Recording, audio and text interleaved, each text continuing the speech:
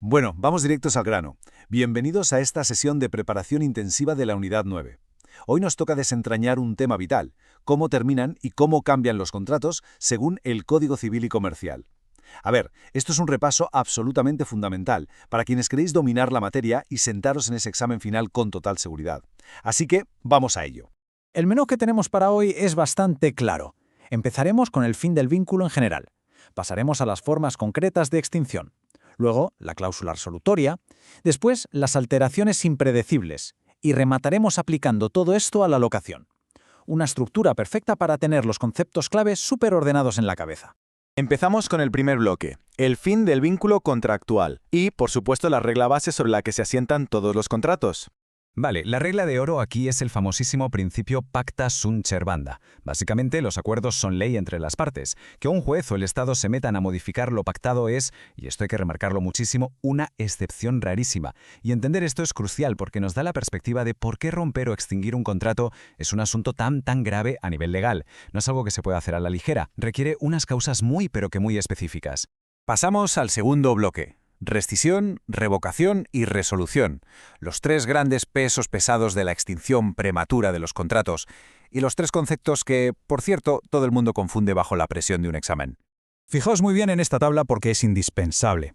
Mirad, pensad en la rescisión como si os dieras de baja en el gimnasio. Es simplemente parar un reloj para que no corra más tiempo. Sus efectos son solo hacia el futuro, ex nunc.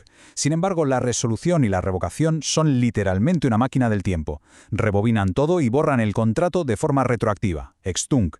Es como si nunca hubiera existido, lo que significa que hay que devolverse todo lo que se hubiera entregado. Tercer punto: la cláusula resolutoria por incumplimiento. O dicho de otra forma, ¿qué demonios hacemos cuando las cosas salen mal y una parte falla? Y es que ante un incumplimiento grave, la parte que sí ha hecho los deberes se enfrenta a una decisión clarísima.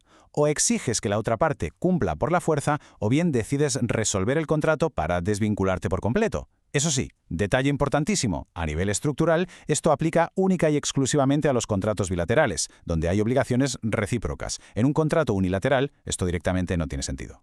A ver, en la vida real es súper común que a las partes se les olvide poner esta cláusula por escrito.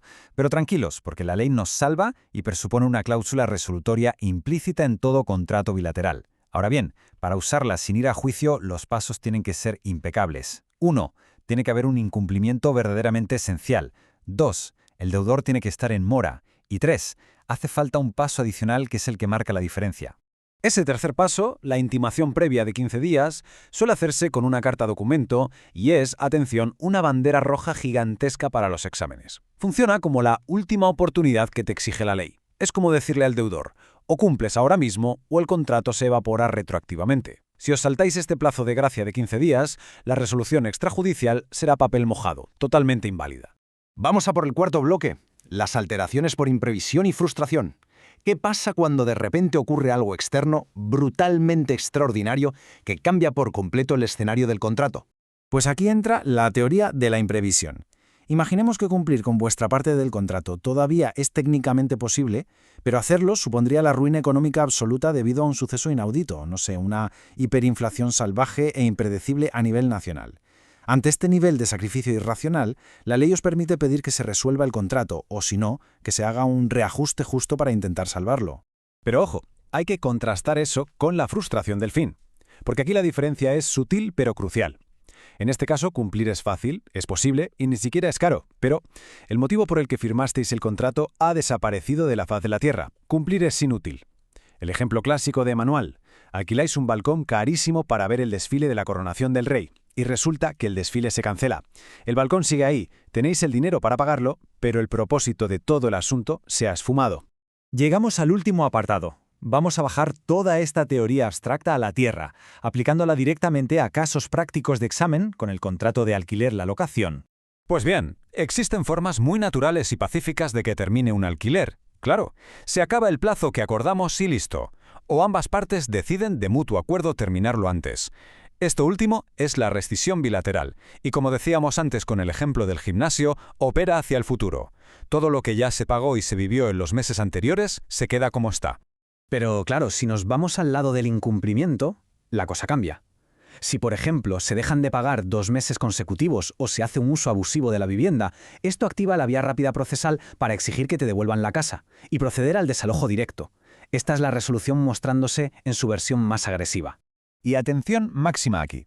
Esta es la típica trampa de examen en la que cae mucha gente. Si fallece el propietario o el inquilino, el alquiler no se extingue automáticamente. Olvidaos de eso. La regla general es que el contrato sobrevive intacto y pasa directamente a los herederos. La única, repito, la única excepción es si el contrato se firmó valorando unas cualidades personales irreemplazables, lo que llamamos intuitu personae. Y pasa exactamente lo mismo si se vende el piso. Si el dueño vende la propiedad mientras hay un inquilino, esa venta no destroza el contrato de alquiler. El nuevo dueño simplemente ocupa el lugar del antiguo propietario y, nos guste o no, está obligado por ley a respetar el alquiler hasta el último maldito día que ponga en el contrato. Vale, para ir cerrando hagamos un rápido checklist mental de supervivencia. Recordad, la rescisión pausa, la resolución rebobina. La cláusula tácita exige siempre esos sagrados 15 días de gracia. La frustración del fin significa que cumplir es inútil, mientras que la imprevisión significa que cumplir te lleva a la ruina. Y por favor, grabad a fuego que en la locación ni la muerte ni la venta del inmueble terminan automáticamente el contrato. Y para despedirnos, os dejo dándole vueltas a esto de cara al examen. Si el principio, pacta sunt servanda, es absoluto y los contratos son sagrados, ¿cuándo exactamente exigir que se cumpla lo pactado se convierte en algo profundamente injusto? ¿Cuándo atenta contra la propia buena fe que defiende el código? Precisamente gestionar esa tensión, buscar ese equilibrio, es de lo que van todas estas causales de extinción. Muchísimas gracias por acompañarnos en este repaso y espero de verdad que os sea súper útil para arrasar en el examen. ¡Hasta la próxima!